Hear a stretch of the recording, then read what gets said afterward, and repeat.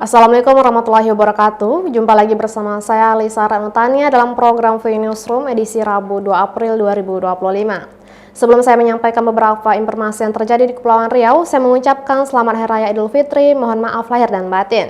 Baiklah, kita mulai saja V Newsroom selengkapnya bersama saya Lisa Ranutania.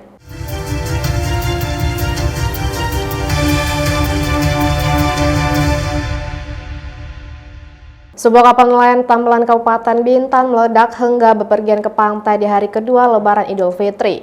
Akibat kejadian ini, satu orang mengalami luka-luka dan dilarikan ke puskesmas terdekat. Kondisi kapal milik nelayan yang meledak terlihat hancur di dermaga Kampung Hilir, Kecamatan Tambelan, Kabupaten Bintan, terjadi pada Selasa 1 April 2025 kemarin. Warga yang tinggal di sekitar dermaga beramai-ramai melihat kondisi kapal nelayan yang hancur.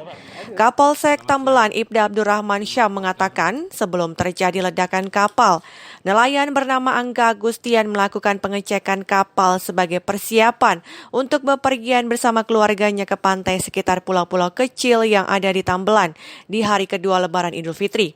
Namun saat berada di dalam kapal yang masih bersandar, kapalnya meledak hingga hancur. Saat kejadian ledakan, korban terjun ke laut untuk menyelamatkan diri meminta bantuan ke warga sekitar. Akibat kejadian ini, korban mengalami luka-luka hingga dilarikan ke rumah sakit terdekat. Warga berbondong-bondong mencari pulau-pulau terkecil yang ada di sekitar Pulau Tambelan untuk berkreasi bersama keluarga. Jadi pada saat saudara Angga melaksanakan pembersihan kapal motor tersebut, tiba-tiba motor tersebut meledak. Korban saudara Angga Agustian umur 31 tahun mengalami luka bakar.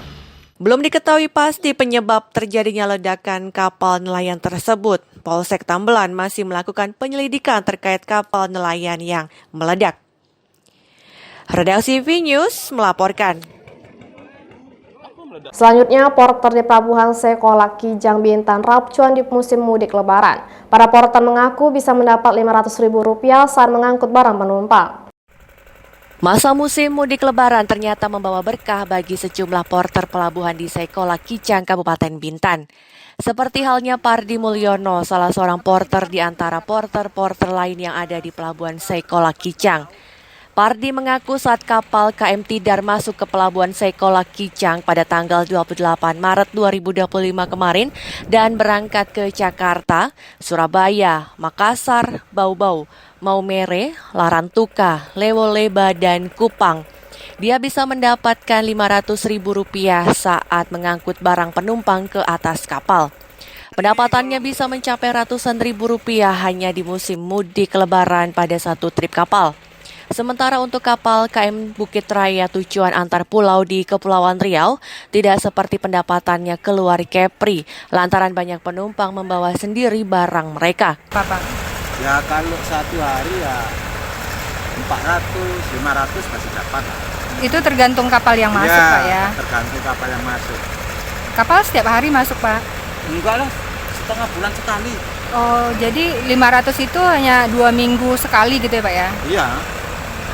Kalau Bukit Raya aja tak dapat, kalau ke pulau tuh banyak cuman orang bawa tenteng-tentengan. Oh, iya. Diketahui Pardi porter Pelabuhan Sekolah Kijang tergabung dalam Koperasi Tenaga Kerja Bongkar Muat atau TKBM. Misbah Sabilal Arsi dari Bintan melaporkan.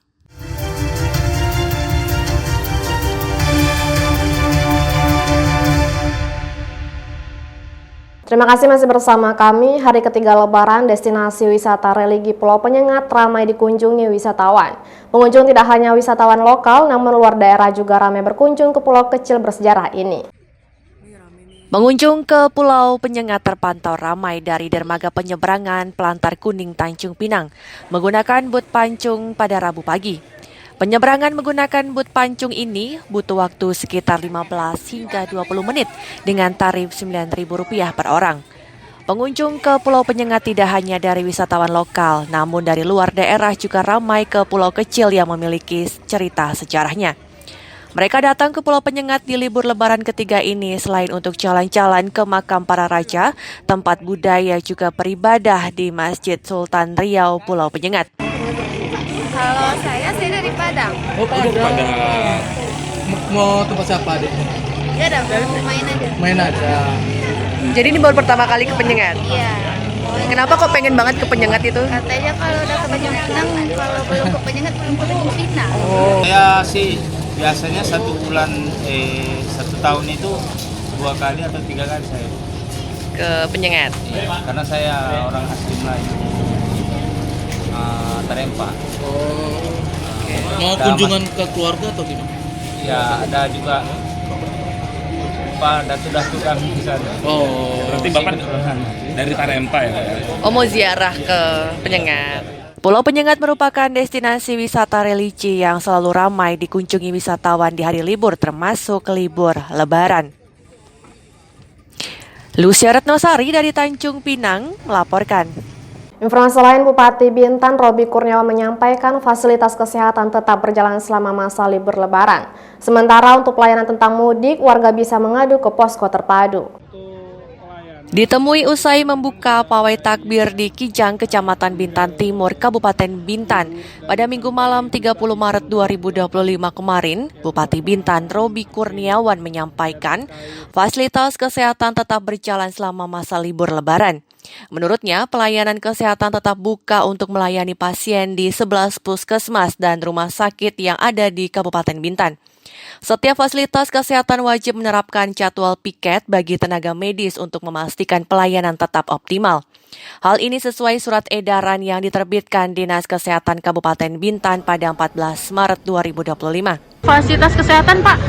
Fasilitas kesehatan ya tetap berjalan. Tetap berjalan selama libur Lebaran ya, Pak ya. Tetap siaga ya, Pak ya, tenaga kita. Sementara untuk pelayanan tentang mudik, warga bisa mengadu ke posko terpadu. Pelayanan terhadap masyarakat Kabupaten Bintan akan kembali seperti biasa usai libur Lebaran pada 8 April 2025 nanti. Misbah Sabilal Arsi dari Bintan melaporkan.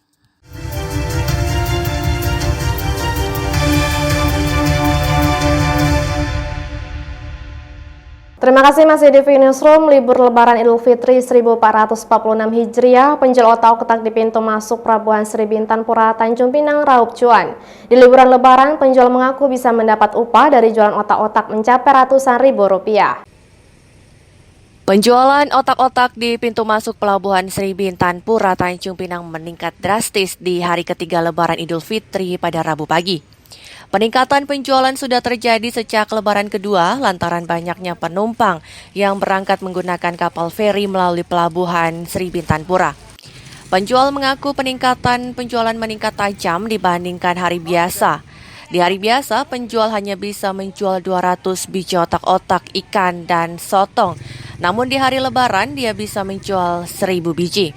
Untuk upah jualan sendiri dari 200 biji otak-otak dengan harga jual Rp1.000 per biji mendapat Rp200.000, maka dia mendapat upah sebesar Rp60.000. Namun di libur Lebaran dia bisa menjual 1.000 biji otak-otak dengan pendapatan Rp1.000.000, maka dia mendapat upah sebesar Rp300.000. Berapa tuh? 1 juta. Gaji kami 300.